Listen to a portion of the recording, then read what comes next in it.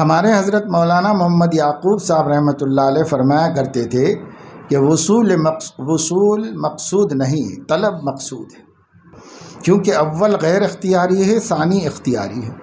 یہ حضرت حکیم الامت رحمۃ اللہ علیہ کا بہت ہی کارآمد اور مفید و عجیب فلسفہ ہے، یعنی تحقیق ہے کہ حضرت نے طریق کو بہت آسان کیا اور ہر مسئلے پر یہ جواب دیتے تھے کہ یہ دیکھ لو کہ یہ اختیاری ہے یا غیر اختیاری۔ غیر اختیاری ہے تو فکر مت کرو، آپ سے سوال نہیں ہونے والا ہے۔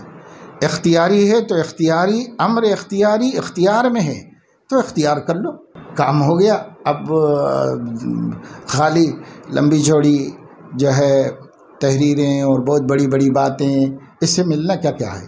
اس سے ملنے کا کچھ نہیں، یہ صرف تعویلات ہیں، نفس کی تعویلات ہیں۔ حضرت نے بہت آسان کر دیا، جس مسئلے میں مشکل پیش آ رہی ہے یہ دیکھو کہ اختیاری ہے یا غیر اختیاری ہے۔ غیر اختیاری ہے تو فکر مت کرو، اللہ مواخذہ نہیں کرنے والے ہیں۔ اختیاری ہے تو اختیار کرو، اور اختیار کرنا تمہارے اختیار میں ہے، تبھی تو اختیاری ہو، تو اختیار کر لو۔ تو اتنے دھوکے باز ہزاروں نفوس کو، ہزاروں لوگوں کے نفس کو، نفس کی مکاری کو حضرت نے اس ملفوظ سے بالکل قلا قبا کر دیا۔ قصہ ختم، اب بحثیں نہیں ہے، کچھ نہیں ہے۔ اختیاری ہے، غیر اختیاری ہے۔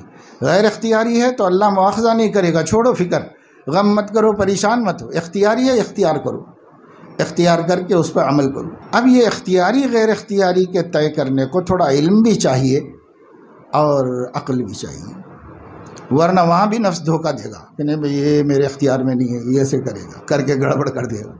اس لیے علم و عقل کی بھی ضرورت ہے۔ اس کا فیصلہ کرانے کے لیے شیخ ہے، شیخ کے سامنے رکھو، اس سے فیصلہ کراؤ، وہ کہے گا کہ ہاں یہ آپ کے اختیار میں، آپ کر سکتے ہو، کرو، بس کرنا ہے۔ اس کو حضرت نے تھوڑی سی وضاحت سے لکھا دلائل کے ساتھ، چھوٹا ملفوظ ہے، اس لیے حضرت نے اسے پورا ایک رسالہ قرار دیا اور اس کا نام رکھا الیم فی السم، کوزے میں سمندر۔ کوزہ ہوتا ہے چھوٹا سا پانی پینے کا گلاس، چھوٹا سا، وہ کتنا ہے اور سمندر کتنا ہے؟ وہ پورا سمندر کوزے کے اندر آ جائے، ایک گلاس کے اندر آ جائے تو فارسی زبان میں کہتے ہیں کہ دریا بکوزہ۔ بہت بڑی بات بہت مختصر کہہ دی تو دریا بکوزہ، یعنی ابن مریم ہوا کرے کوئی، میرے درد کی دوا کرے کوئی، یہ دریا بکوزہ ہے۔ وہ ایک بہت بڑا مسئلہ ہے، واقعہ ہے، معجزہ ہے حضرت مریم، ابن مریم علیہ السلام کا، کہ وہ جس کے ہاتھ رکھ دیتے شفا پا جاتا۔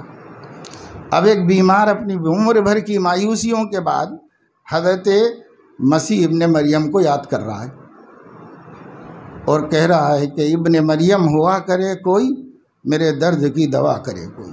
تو بات بہت لمبی چوڑی ہے، کئی صفحات میں قصہ آئے گا اور پھر سمجھ میں آئے گا، پھر معجزہ کیا ہے اور پھر یہ کیا تھا اور ابن مریم سے کیا مراد ہے وغیرہ وغیرہ، سب ملا کے دو چھوٹے چھوٹے سیدھے سادھے مصروں میں کہہ دیا۔ اس کو شعراء سہل ممتنع کہتے ہیں۔